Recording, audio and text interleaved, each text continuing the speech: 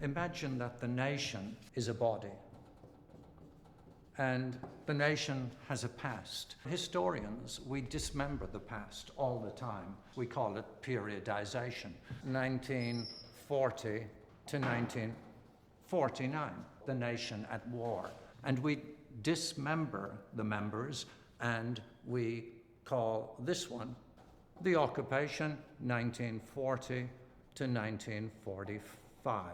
And over on the other member of the body, we have, of course, another occupation, and that is 1942 to 45, where tens of thousands of Dutch people become occupied or imprisoned by the Japanese in the Dutch East Indies. Well, the German occupation comes to an end, and there is liberation and reconstruction. But what happens on this side of the body? Now we get the war of decolonization, the war of Indonesian independence. So this is the nation, and the nation has a head, and in the head we've got memory, the memory of the nation, the collective memory. So what is the nation going to remember? The Dutch began to focus on this memory. We even have an icon, Anne Frank. She is young, she is innocent, she is a victim. And so the Dutch begin to remember themselves as victims. And what is on the other side? Well, we have the Japanese Emperor Hirohito, and we have his so-called collaborator, Sukarno.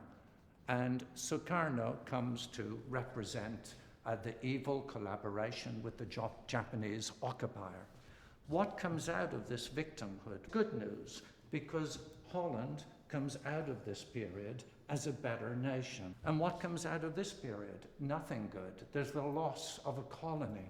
And instead, we have Dutch people, we have repatriation, we have 300,000 people who are repatriated. So what do they do with their memory? Well, inevitably, they walk in the same direction as the body nation, and they walk into reconstruction. This Indies population by the 1960s had been successfully integrated into the nation. They had assimilated, and they had, in consequence, to give up their memory of decolonization. And this is the memory that began to become the nation's memory, and one side of the body became paralyzed and unremembered. This was the dismemberment of collective memory.